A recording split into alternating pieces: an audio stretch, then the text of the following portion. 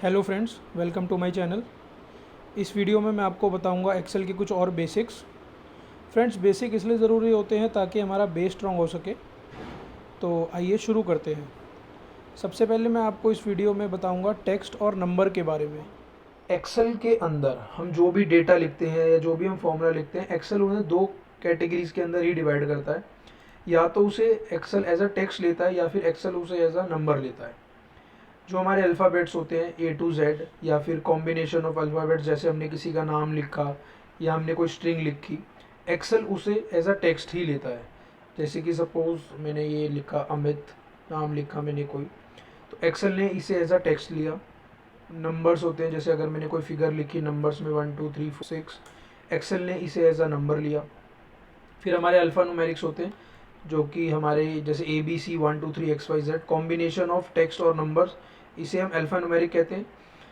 But Excel इसे भी as a text लेता है। उसके बाद हमारी डेट आती है। डेट भी एक तरह से हमारा अल्फ़ा न्यूमेरिक का पार्ट है, बट एक्सेल इसे एज अ नंबर लेता है। उसके बाद हमारे पास स्पेशल कैरेक्टर्स होते हैं, जैसे @ हैश, डॉलर का साइन, एट्सेट्रा। एक्सेल इसे भी एज अ टेक्स्ट लेता है।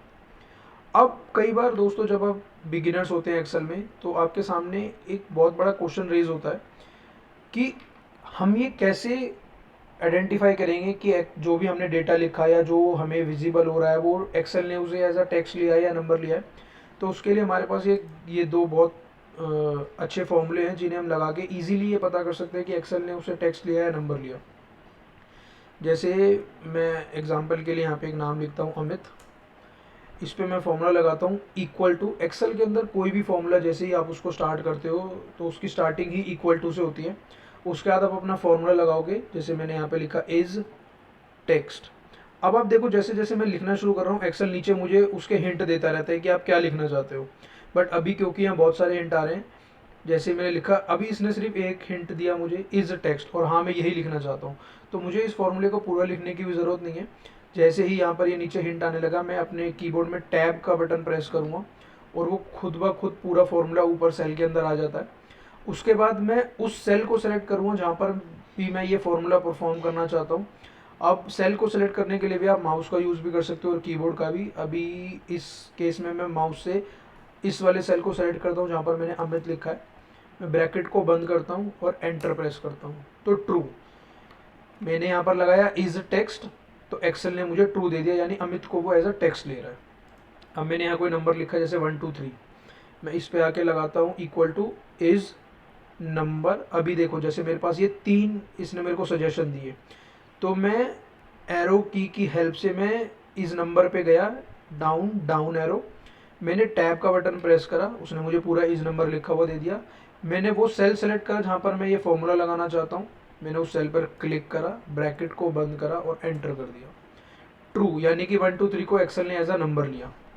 अब ये जो अल्फा न्यूमेरिक मैंने यहाँ लिखा था, मैं इसे यहाँ से कॉपी करता हूँ, कंट्रोल C, कंट्रोल V से मैं इसे यहाँ पेस्ट करता हूँ। अब मैं इस पे लगाता हूँ इज टेक्स्ट,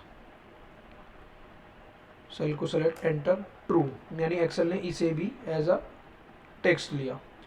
अब मैंने इस डेट को यहाँ पे कॉपी करा, अब मैं इस डेट पे लगाता हूँ इज टेक्स्ट, इसने मुझे फॉल्स दिया, यानी डेट को ये टेक्स्ट नहीं ले रहा है। तो यानी मैं इस पे इस नंबर लगा के चेक करता हूँ, इसने ट्रू दे दिया। इसके लिए मैं आगे एक डिटेल्ड वीडियो बनाऊंगा, क्योंकि इसके पीछे काफ़ी लॉजिक है कि ऐसा क्यों होता है कि एक्सेल में हमें डेट दिखती है एज अ टेक्स्ट है, बट वो उसे लेता है एज अ नंबर है। उसके बाद दोस्तों, मैं आपको इसके अंदर एक और चीज़ बताना चाहूँगा। हर बार हमें फॉर्मूला लगा के ही ये चीज़ चेक करने की ज़रूरत नहीं है कि एक्सेल ने उसे टेक्स्ट लिया या नंबर लिया। एक्सेल ने कुछ हमें डिफ़ॉल्ट अलाइनमेंट्स भी दे रखी है हमारे डेटा के लिए। जैसे पहली अलाइनमेंट आप देख रहे हो, जो भी हम टेक्स्ट लिखते हैं उसकी डिफ़ॉल्ट अलाइनमेंट लेफ्ट है। जैसे सपोज मैंने यहाँ पे एंटर करा अमित नाम और मैंने एंटर करा, तो एक्सेल ने इसे इस में लेफ्ट में ही रखा, यानी कि एक्सेल इसे टेक्स्ट ही ले रहा है। अब मैं एक नंबर लिखता हूँ 1 2 3, एंटर, एक्सेल इसे राइट में ले गया। तो यानी कि जो हमारी नंबर की अलाइनमेंट है वो बाय डिफ़ॉल्ट राइट है। हमारे पास बूलियन वैल्यूज़ होती है ट्रू फॉल्स। अगर मैं उसमें से एक वैल्यू लिखता हूँ, जैसे सपोज मैं यहाँ लिखता हूँ फॉल्स और एंटर करता हूँ, तो एक्सेल ने इसे सेंटर में रखा, यानी कि बाय डिफ़ॉल्ट जो हमारे ट्रू फॉल्स होते हैं वो अलाइंड होते हैं सेंटर। और फिर हमारे एरर्स होते हैं, जैसे कि सपोज मैं एक फार्मूला लगाता हूँ 10 डिवाइड बाय ज़ीरो, तो ये एक एरर देगा डिवाइड बाय ज़ीरो का, डिवीज़न एरर उसने दिया, और ये सेंटर अलाइंड हो गया, यानी कि जो हमारे एरर्स होते हैं वो भी सेंटर अलाइंड होते हैं। दोस्तों एक चीज़ जो इसके अंदर याद रखने वाली है वो ये है कि ये डिफ़ॉल्ट अलाइनमेंट्स जब ही सही तरीके से काम करते हैं जब हमने सेल पे कोई अपनी फॉर्मेटिंग ना लगा रखी हो। यानी अभी इस सेल पे कोई फॉर्मेटिंग नहीं लगी है तो इसने एक्सेल की जो बाय डिफ़ॉल्ट फॉर्मेटिंग है वो ली है। जैसे कि अभी आप देख रहे हो लेफ़्ट में अलाइन है, ये राइट में अलाइन है, ये सेंटर में अलाइन है। अगर मैं इस पर अपनी कोई बाय डिफ़ॉल्ट फॉर्मेटिंग या अलाइनमेंट भी लगा सकता हूँ, जैसे अगर मैं इन सबको यहाँ पे आके अगर मैं इस पर लेफ़्ट अलाइन कर दूँ तो आपने देखा कि डिफ़ॉल्ट अलाइनमेंट तो इनकी अलग अलग थी, बट मेरे यहाँ पर क्लिक करने के बाद सब लेफ़्ट अलाइंड हो गए। ऐसे ही मैं सबको सेंटर अलाइन कर सकता हूँ यहाँ पर क्लिक करके, और सबको राइट अलाइन भी कर सकता हूँ यहाँ पर क्लिक करके। उसके बाद मैं आपको इसके अंदर एक चीज़ और बताना चाहूँगा, ग्रुपिंग। ये एक बहुत ही सही चीज़ दी है एक्सेल ने, ग्रुपिंग। जैसे कि सपोज़ हमें कोई भी एक ऐसी चीज़ है जो हमें परफॉर्म करनी है और वो हमें मल्टीपल शीट्स पे परफॉर्म करनी है, तो उसके लिए हम उन सारी शीट्स को सेलेक्ट करके इकट्ठे ही वो चीज़ कर सकते हैं। जैसे सपोज़ मैं इसके अंदर शीट्स बनाता हूँ, मैंने इसके अंदर 3 शीट बनाई, शीट 30, 31 और 32। अब मैं इस शीट पे आया और मैंने कंट्रोल का बटन दबाया और मैंने ये तीनों शीट सेलेक्ट कर ली। अब मैं इस शीट के सेल A1 पे, यानी कि A का मतलब फर्स्ट कॉलम और 1 का मतलब फर्स्ट रो, मैं यहाँ पर आके जो भी कुछ लिखूँगा, जैसे सपोज मैंने यहाँ लिखा फर्स्ट हेडिंग और मैंने एंटर करा। अब ये जो चीज़ मैंने यहाँ लिखी है ये मैंने शीट 30 में लिखी है, बट क्योंकि मैंने तीनों शीट सेलेक्ट करके लिखी थी तो अब ये आप देखोगे तीनों शीट्स में अलग अलग जाके, तो ये तीनों शीट्स में सेल A1 पे लिखा हुआ है। तो इसे हम कहते हैं ग्रुपिंग। हमारी शीट में ग्रुपिंग हुई या नहीं हुई उसको पता करने का एक और तरीका है। जैसे अभी आप इस शीट का नाम ऊपर देख रहे हो, उसमें लिखा रहा है वीडियो 1 एक्सेल बेसिक। जब मैं इन तीनों शीट को सेलेक्ट करूँगा, आपने देखा जैसे ही मैंने उसको सेलेक्ट करना शुरू करा यहाँ पे ये ग्रुप लिखा आ गया। तो इससे भी हम पता कर सकते हैं कि हाँ हमारी ग्रुपिंग अब स्टार्ट हो गई है, और अब हम जो भी चीज़ परफॉर्म करने वाले हैं वो उन हर चीज़ पर सेलेक्ट होगी जो हमने इस ग्रुपिंग में शीट सेलेक्ट की हुई हैं। इस ग्रुपिंग को हटाने का सबसे अच्छा तरीका है, आप किसी भी एक शीट पे, जैसे मैंने एक्सेल बेसिक वाली शीट पे क्लिक कर दिया तो वो ग्रुपिंग हट गई और यहाँ से वो ग्रुप लिखा हुआ भी हट गया। तो अब जानते हैं दोस्तों कि हम ग्रुपिंग के अंदर क्या चीज़ परफॉर्म नहीं कर सकते, जिसके अंदर से पहली चीज़ है हमारी रीनेम। जैसे सपोज़ हमने ये 3 शीटें सेलेक्ट करी और हमने राइट क्लिक करा और हम रीनेम पे गए और हमने सपोज़ इसका नाम रखा न्यू 1, एंटर। जैसे ही मैंने एंटर का बटन दबाया आपने देखा ये इन तीनों शीटों पे रीनेमिंग सही से परफॉर्म नहीं कर पाया। ऐसे ही दूसरी चीज़ जो हम ग्रुपिंग में सही से परफॉर्म नहीं कर सकते वो है डिलीशन। अब डिलीशन के केस में क्या है, अगर हम सिर्फ ये 3 शीट्स सेलेक्ट करेंगे और अगर हम इन्हें डिलीट करना चाहेंगे तो हम कर सकते हैं, क्योंकि अभी हमने सारी शीट्स सेलेक्ट नहीं करी हैं। बट जैसे ही हम इसके अंदर जितनी भी अवेलेबल शीट्स हैं, सपोज़ इस वर्कबुक के अंदर ये 4 शीट्स अवेलेबल हैं, मैंने इन चारों को सेलेक्ट कर लिया और मैंने राइट क्लिक करा और मैंने डिलीट के बटन को जैसे ही दबाया तो इसमें लिखा आ गया अ workbook must contain at least 1 visible worksheet.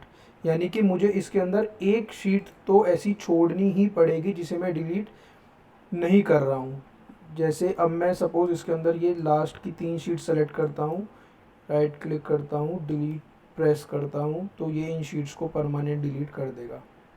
यानी डिलीशन पॉसिबल है जब मैं एटलीस्ट एक शीट इसके अंदर छोड़ रहा हूँ, बट रीनेमिंग तो पॉसिबल ही नहीं है ग्रुपिंग के अंदर। और एक चीज़ और जो इसके अंदर मैं आपको बताना चाहूँगा, जैसे सपोज़ हमारे पास इसके अंदर काफ़ी सारी शीट्स हैं, सपोज़ मैंने इसके अंदर 5 शीट बना ली और अब मैं अभी करंटली एक्सेल बेसिक वाली शीट के ऊपर हूँ, बट मुझे शीट नंबर 3 या 4 पे जाना है।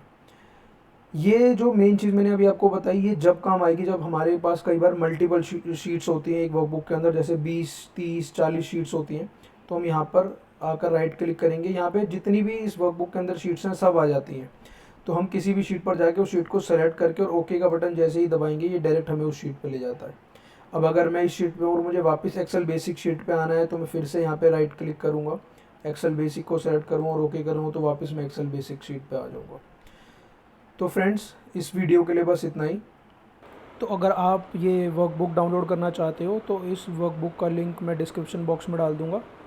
और अगर दोस्तों आपको मेरी वीडियो पसंद आई हो तो please like this video and subscribe my channel and also please press the bell icon.